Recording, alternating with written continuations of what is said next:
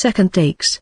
Chapter 1, Los Angeles, present day. Flashbulbs exploded like fireworks along the velvet ropes outside the Avalon Studios soundstage. A sea of photographers packed shoulder to shoulder shouting for attention. Tali. Over here, Tali Morgan, give us that smile. Tali gave them what they wanted, a tilt of her head, a soft parted lip smirk, and a toss of her golden hair that caught the light just so. She was practiced perfection, sleeveless black jumpsuit tailored to her frame, green eyes smoky and seductive, charm dialed to 11. Not a flaw in sight. Not a crack in the surface. She hadn't slept more than 2 hours last night. Inside the soundstage, the press junket for the Firebird Protocol was in full swing. Posters of sleek espionage, burning skylines, and shadowy female agents hung from scaffolding. A wall of step and repeat logos shimmered under the camera lights. Studio executives buzzed with fake laugh energy, ready to market the hell out of this genre-defying Sapphic blockbuster. One of them used the word lesbian Bond meets Inception twice in the same sentence. Tali breezed through her solo interviews like a seasoned professional, giving perfect sound bites with well-rehearsed spontaneity. Oh, the script? It hit me like a jolt. Finally, a female-led thriller with teeth. I said yes before I finished reading the title, and then, representation matters. Always has. That's why this one feels personal. She didn't mention the name Rin Lau.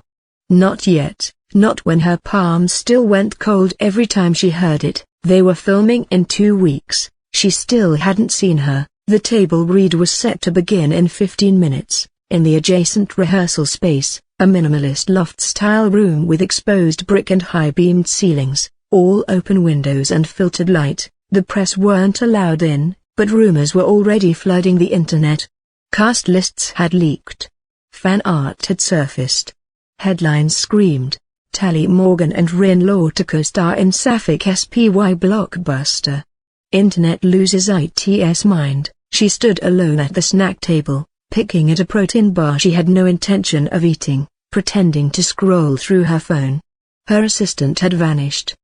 The room buzzed with voices, laughter, nervous energy. Then the room shifted. She didn't need to look up. She felt it first, a sudden stillness, like air sucked from a room. A silence inside her chest that echoed back 5 years. Rin had arrived. She glanced up. There she was. Tali's stomach tightened before her brain could catch up. All cool elegance, dark jeans, a blazer cut to perfection, and that familiar high bun that exposed the graceful line of her jaw. No makeup, and none needed. Her skin still had that unplaceable glow, like moonlight in motion, untouched, untouchable, and her face.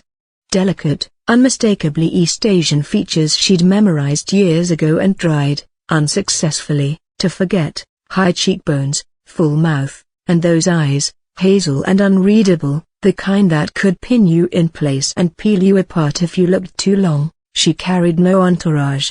No phone in hand.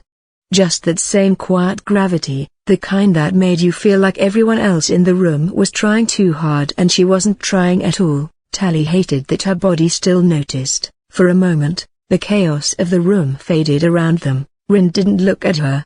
Not once. She moved past Tali like a ghost through glass and took a seat at the edge of the U-shaped table, unwrapping a script without fuss. No nod. No smile. Just presence. Entirely self-contained. Tali's mouth was dry. Her hands twitched around her phone. Wow, came a voice beside her. Did it just get 20 degrees colder in here? Tali blinked and turned to see Sean, their co-star, smirking as he slid next to her. You two know each other? She smiled tightly. Something like that. The table read began with introductions and compliments. Writers beamed.